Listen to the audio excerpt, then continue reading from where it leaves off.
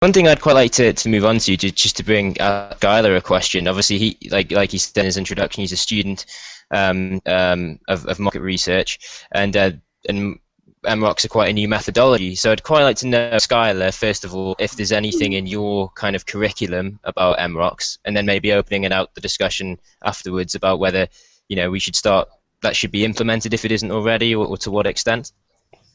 Yeah, I mean, I think there's a fundamental, or there's a foundation that we're learning that is including online research. It's not necessarily something that's been as common as focus groups and online or in-depth interviews, but I can definitely see across the board, regardless of the subject, professors are hinting at the fact that this is the future. And that's pretty obvious. I grew up, I consider myself Generation Y.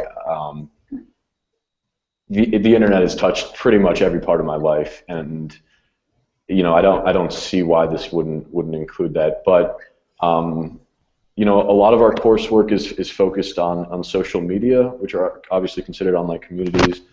I think that there's some touchy subjects, especially in the United States right now, with privacy and that kind of that play, that interrelationship between them and online communities. But as far as direct curriculum, not really, actually.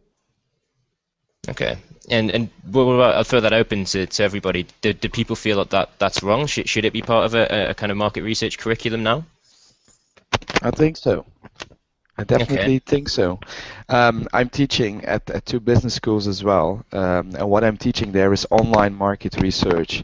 What I see is that if you talk about communities, if you talk about the newer methodologies, it changes the perception those young graduates have about the market research industry. So I think that it's not only the future in terms of how we will generate insights, it's also a part of the future of the market research industry, in the sense that those newer, more sexy methodologies allow us to attract the best talent. I think nowadays students think that market research is boring. And I asked last week in the first session that I had this year, why is that the case?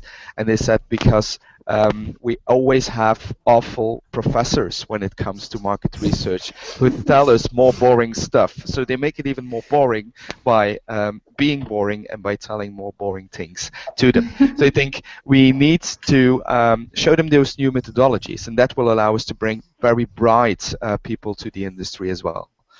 There was, by the way, an interesting report by Fringe Factory, which is part of SMR Next, who outlined that if you look at the top 10 professions young graduates want to be in, the top 10 industries they want to join, market research isn't in the top 10. It's I think 16th or something like that. So we definitely need to do something about that. So it's a very interesting point that you make there. Sorry, Robin, go on. I'm not surprised by that, because I think the market research industry is one of the least forward-thinking businesses, because almost by definition they have to have proven something works, i.e. research it before doing it. And I think if you take the area of communities, there is no graduate school or training ground, because you need to have people that are a bit research, a bit relationship management, and also understand corporate PR and communications. So if somebody drops a bomb in the community, they know how to get hold of the client and do something about it. So it's a bit PR, it's a lot research, and it's a bit relationship marketing. So I don't think there's any natural training ground. I think every agency is evolving their own training and skills methods. And I think it's also ironic and alarming that the recent Unilever accreditation process for Qual researchers has no reference whatsoever to online Qual. So I think there's some real challenges for the industry, and I think the industry bodies have really got to, I think they are getting better. They've got to buy into the future being online and support it properly, and then we might get some interesting people teaching students. Yeah, this is an interesting topic, because I was at SO Qual in Valencia, I know, with Skylar there, and I think Tom, were you there as well? No, sorry, I don't know what I thought. But they were asking, SMR were running something about very similar to what Rob and you were just talking about how a lack of graduates were kind of going into the market research industry, and then they were very interested in why that was. So, I mean, does anybody have any ideas about how we can kind of you'd want to incentivize that as an industry? Just quickly, I don't want to digress too much from MROCS itself, but I think we've touched on something interesting there. I think what we all should do, what our task is that every single one of us is at least giving one guest lecture a year about these new methodologies. And if we all would do that, I think that would already be great. It would already help a big deal. I think it's also really important to, and this was touched upon a lot at the SMR conference, it's important to show the implications of the research. The word research naturally, you know, can bring some boring connotations with younger students. But if, as Tom was just saying, if we have guest lecturers who are able to present their results and what the research led to, I think that's going to be more exciting than just a presentation of the methodologies, which is, you know, more the same theoretical learning which we've all been exposed to for however long.